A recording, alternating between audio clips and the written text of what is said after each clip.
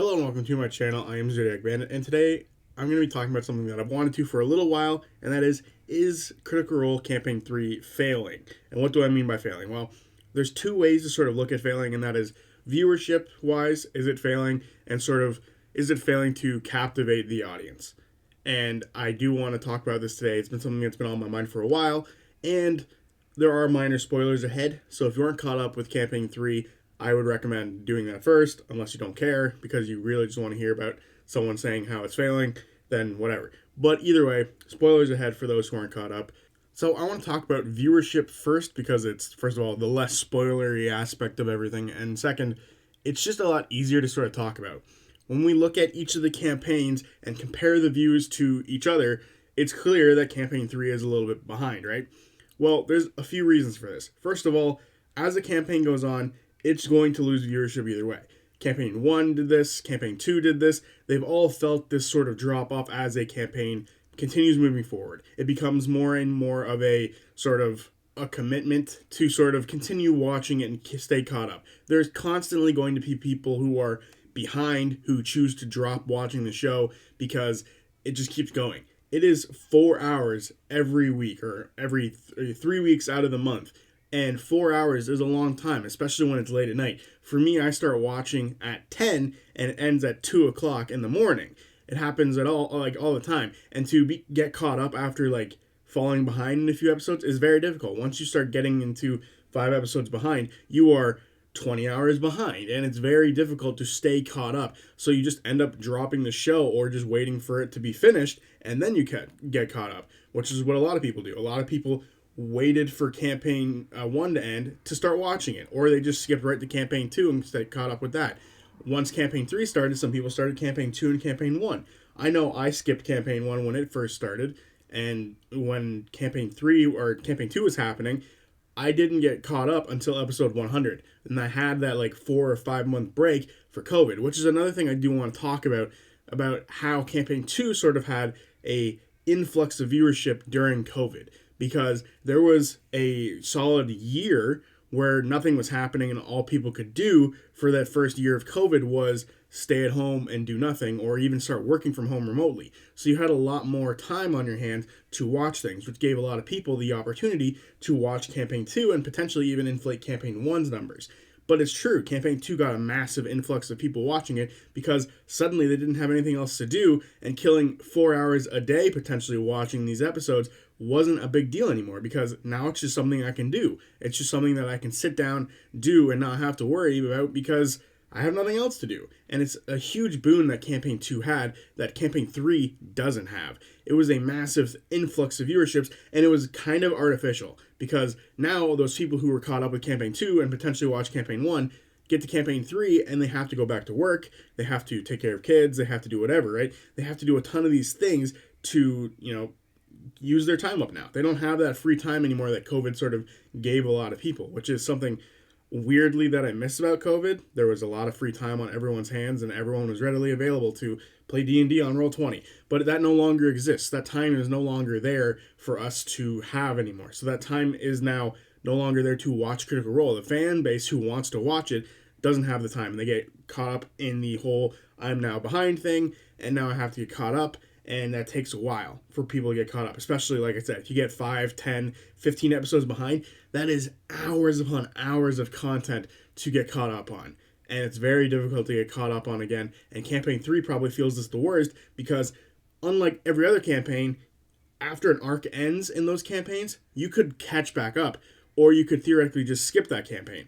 In Campaign 1, you could theoretically skip the Chroma Conclave arc, go right to the Vecna arc, and you haven't really missed much. What I mean by that is you only need the Briarwood arc to really understand a handful of the characters in the Vecna arc, and then you're good. The only thing you're going to miss about the Chroma Conclave arc is they fought a couple of dragons, and then Scanlan left the group, and that's where Terry came from.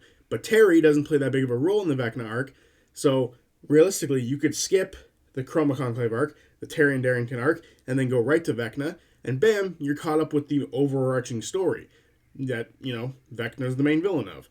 And that doesn't exist for Campaign 3. Campaign 3 is one long, continuous story. So getting left behind in one episode snowballs into 4, snowballs into 6, and now you can't skip those episodes because each episode contributes to the main plot. If you miss an arc, that is an arc of the main plot you've missed. That is not an arc of an overall saga that you've missed. It is a massive, massive misstep to miss an episode of Critical Role because now you are behind on the overall story, not just of the arc's story. And I think that is a huge problem that Campaign 3 sort of faces as it elected to be a one story type of thing as compared to the other campaigns. I do think as time goes on, eventually Campaign 3's episodes will hit that million mark. A bunch of them have already, and as time goes on and as people play that catch-up game, or once Campaign 3 ends and other people elect to start it for whatever reason, they discover it late, they do what everyone else does and decide to binge watch a ton of episodes. You spend a weekend watching 3 or 4, I don't know, and that's how you play the catch-up game. Eventually, I do see these episodes getting to that million mark. Do I think they're going to reach 2 million? Do I think they're going to reach 1.8, 1.5? Maybe not. But there's actually a reason for that, and it's something called series fatigue. As something goes on for long enough, it starts to experience fatigue just from being around. Marvel is experiencing that. Star Wars experiences that. Everything that is around for a long enough time will experience series fatigue. Critical Role is 9 years old now. It's hitting 10 next year, and that to me is roughly around the time when stuff starts to truly experience series fatigue. It also depends on how much of it comes out in that time frame, how much of it is available to you in that time frame, and eventually that audience decides to move on. They decide they're not going to keep up with it as much. They decide they're just not going to watch it at all. They decide that they've reached a part of the story they don't like, which is something that I've seen a lot of people say about Campaign 3. Compared to the other two, it is not a story or a set of characters they like, which is fair. Once you get to 3 or 4 sets of characters, you're going to get some that you don't like. You're going to get a whole batch of characters you don't like. And just holding on to one character per campaign is not going to be easy, especially if sometimes they take a back seat in episodes, and now all of a sudden an episode isn't something I want to watch because my favorite character is in the backseat. So there's a bunch of reasons as to why this campaign is sort of feeling like it's failing the viewership aspect of it. So now that the viewership talk is over, I want to move on to the complaints I've heard about Campaign 3 as to why this campaign is failing, outside of viewership. These are story complaints and character complaints. Mostly I want to talk about character complaints because I find most of these to be, and to not sugarcoat it at all, fucking stupid. Like, seriously, it's like someone watched 2 seconds of a clip show and elected that this is how the entire campaign is. And what I mean by that is the first complaint that I hear a lot is the too many jesters idea. And I fucking despise this idea. Because the idea is everyone is playing a joke character except for Liam, who plays Orem, who's the only serious character. This is fucking dumb. And I've said fucking a ton because this infuriates me to no end. I like Jester. Jester is a fantastic character. She is a chaotic, goofball, trickster cleric who has a goofy god or patron, and she just exudes goofiness and chaos. Like, anything that she does, anything that she says, she'll just sending people and mess up the entire sending the entire time, and at the end ask if they're pooping.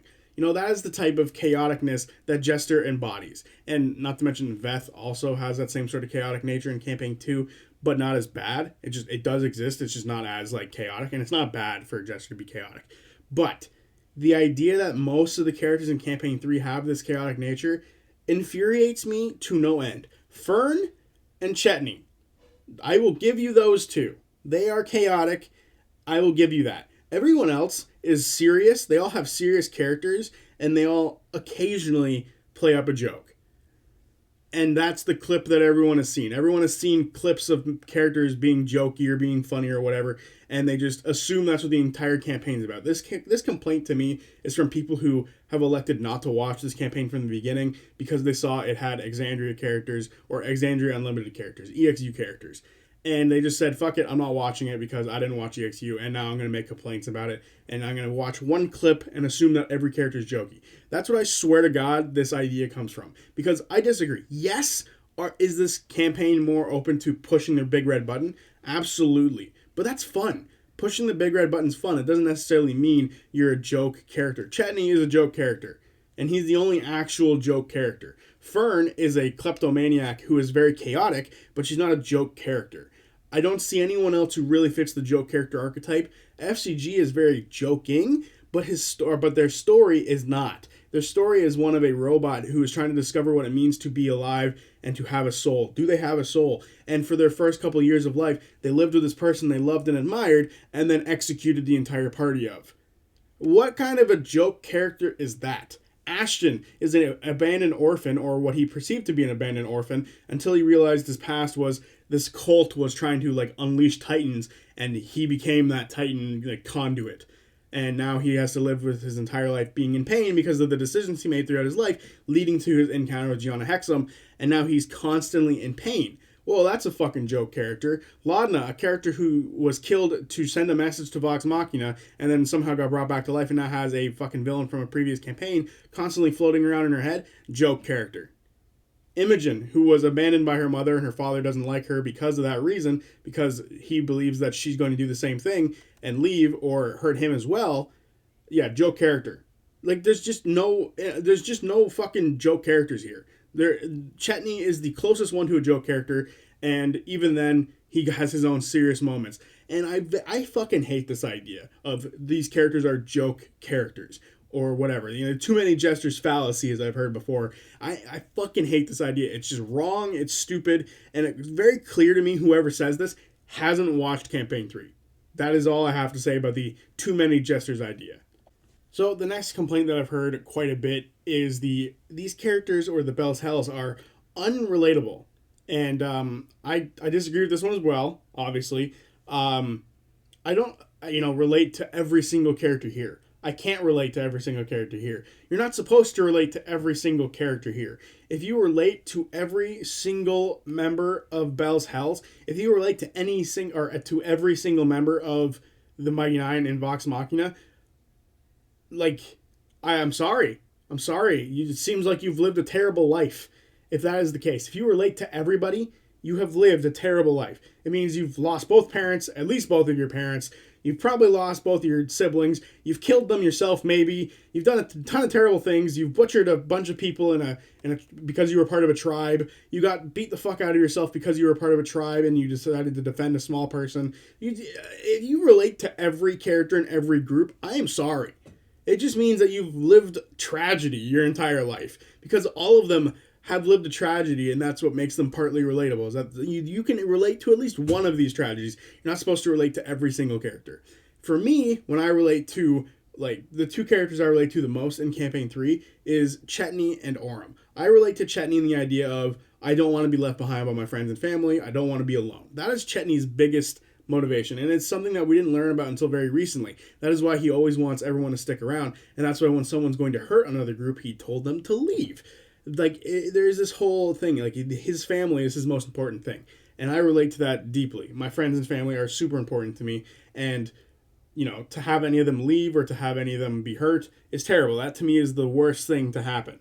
And I agree with Chetney on this. That is Chetney's biggest thing. He loves his new family, his newfound friends and family, and he doesn't want them to abandon him again because he's been abandoned already. I've had friends leave, and it sucks. You know, you go through all of high school and you think, oh, we're going to be friends forever, and then literally at the end of that summer, everyone fucks off. That happens. That's fucking real. That is painful and bullshit, and I hate that. But that is how I relate to Chetney in that sense. I'm not a fucking gnome werewolf. I'm at least 5'7", right? So I'm not very small. I'm not 3'6" or however tall Chetney is. So realistically, I don't relate to him in his physical aspects. I'm not old either. I'm not in my elderly years. I don't relate to him in that aspect. I relate to him in his personal feelings of friendship, family, and not wanting to be left behind. And I relate to Orym in the sense of him following in the footsteps of someone else who was there before, and he has to sort of fill in that spot. My father is a tradesman, and I went to school to be a tradesman of my own. I went into a different trade than he did. But the idea was still there, to follow in his footsteps and sort of go about it in my own way. And I relate to Orym in that sense very much. And that whole idea is what I relate to with Orym. And yes, I don't relate to him in the fact that, you know, he had a husband who he lost. I'm straight and don't have anyone who I've lost in that sense. None of them died, at least. And then, you know, I don't want revenge against the people who did it because it didn't happen to me. But I still relate to Orym in that sense of not wanting to fail the footsteps or not wanting to sort of completely diverge from the path that's been laid before me. I want to fit in that role, but I want to do it my own way. And that's something that I truly relate to Orem with. And it just shows that this is total bullshit. That the idea that none of these characters is relatable is bullshit. No, I don't relate to every single one of them. I am not an orphan. I am not a robot who has been, awakened over the last couple of years and who has murderous intent constantly boiling in my head. No, I'm not an undead zombie who has a fucking witch bitch in my head. I none of these things I truly relate to. I wasn't abandoned by my parents for, what was perceived to be hundreds of years and living with my grandma. That didn't happen to me. I don't relate to all of these characters in these sense, but I do relate to a handful of them in a handful of different ways. I relate to each of them in certain ways, but I don't relate to them in their deepest ways. And I feel like that's what people are missing. They feel like they need to relate to them at their most personal, points in this campaign. And I fucking disagree so heavily. If you relate to every single character, like I said earlier, if you relate to them like in their deepest, worst, most tragic moments, I'm sorry. There's nothing much else to say about that. If you relate to them at their lowest, if you relate to every single one of them at their lowest, I am sorry. I just don't have any other way to put it. And the last complaint is the too many side quests complaint. Now, I am of the personal opinion that if you make this complaint, you are not allowed to make the unrelatable complaint. Because these side quests are what shows their personality, what shows their backstory, what shows how relatable they can be or can't be to you specifically. Each of these side quests that they've gone on throughout the campaign have revealed something about one of the characters. Chetney's side quest to sort of have them or have him sort of embrace his wolf status. That is something that they did for a handful of episodes, and it was for the character. It was a mini arc for the character. Each of these side quests are truly mini arcs for the characters. They went and revived Laudna. That is a whole mini arc where we got to learn a ton about her backstory. It was super cool, super dark, super interesting, and it was a side story, and it wouldn't have happened if she didn't die. And I hate this idea that people don't like these side stories because it breaks up the story and it gives us a reprieve for a little while, which is something that's necessary. The amount of information being thrown at us as viewers throughout this entire campaign is insane about Ruidus, potential gods, enemies, allies, all of these people we've sort of been meeting along the way, new locations we've been learning about. These side quests are necessary to break up that. There's so much information. It would be overload if you didn't have times where they broke up and sort of took a side quest. Side quests are so necessary, and a lot of people complain about it. And to me, that just says you've never played D&D. You've never had a moment where your players have sidelined your entire story because they want to go help the farmer and his chickens. That is, if you've never played D&D, you don't understand how relatable these side quests are. And especially from the idea that they want to take a break from the story because it's so overwhelming, because it is. So the idea of having side quests, and there hasn't been too many side quests in my opinion, there's just been just the right amount. Yes, there was a solid 10 episodes where the party was split, but that was main story shit. That wasn't a side quest. That was dope main story stuff. And the only side quest that I can truly think about right now that truly didn't affect the overall story was nothing. Because Chetney needed to have control, otherwise every time he looked up at Katha and Ruidus, he would fucking attack the party. They needed to deal with Laudna because they wanted Laudna to come back. They needed to go to Nanamori's place so they could work together as a team, or at least start the working together process. And it allowed Fern to sort of realize that she needs to take responsibility for the Flame Shard. So many things have happened to give them power, to give them a better sort of understanding of each other, to revive them, to give them a better understanding of themselves. So many story stuff has happened in these quote-unquote side quests, and people are complaining that there's too many of them. And I disagree with all of these complaints. I have to disagree with all these complaints. My channel is built around Campaign 3, but I just really do feel like people are hating on something from the outside. And it goes back to the idea of people decided to stop watching once they saw EXU characters. And I think that's dumb. I think all of these complaints have been unwarranted, in my opinion. I know that's people are going to complain about things. I just disagree. Side quests are going to exist. Not every character is going to be relatable. Yes, there are a handful of jokey moments in the campaign, but they are not all Jester. And that to me fucking pisses me off. They are not all Jester. And whoever says that, whoever's still saying it, because I've seen it. I've seen people still say there's too many Jesters. it bothers me. It's stupid. It's just wrong. And yeah. So let me know other reasons why you think Campaign 3 might be quote unquote failing. Do you think it's the viewership failing? Or like not the viewership. Do you think they're failing in views? Do you think they're failing in story and character? Let me know. I disagree. I don't think they're failing in anything, but I haven't seen anything to me that is a true, honest opinion on the campaign. Everything else is just regurgitated bullshit of, too many side quests. Unrelatable. Fucking too many jesters. Fucking stupid. Like, there's just nothing here that I feel like is a unique take outside of the first person who said these things. Everyone else who's just deciding to hate on Campaign 3 just keeps saying this shit. And I fucking hate it. Anyway, I'll see you guys on Friday for the recap of episode 85. Until then, peace. Oh my gosh, I'm going to send him a message, okay? And then we can see if it's him, I send the message to the gentleman. Okay, what do you say? Oh, God. Oh, no. Oh, fuck. Oh my god. Is your name Babinando Sol? Have you ever been to the Menagerie Coast? Oh my god, do you know the Ruby of the Sea? Oh my god. He's gonna think he's being wiretapped. Okay. So the spell sends. No response. Maybe you should say, "This is Jester." No, he's gotten my messages before. He knows it's me. That message probably interrupted a threesome. Yeah. He does have, I've seen, him having sex and stuff. We haven't seen it, but we know. Probably doesn't bother your mom. But I wanted him to be true to her forever.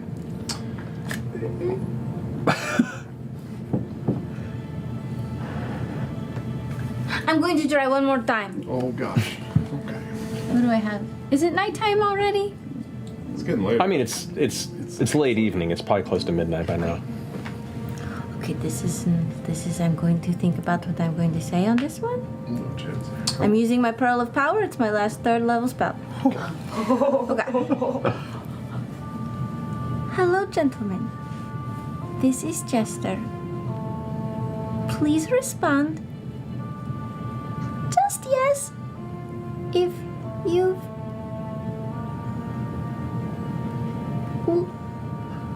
seen the ruby. Please.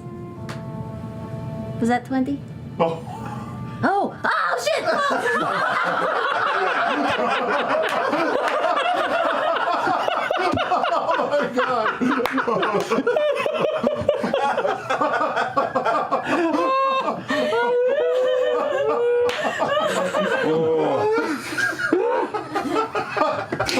Oh my god. Please tell me it plays with those exact pauses. Of course it does. Of course it does.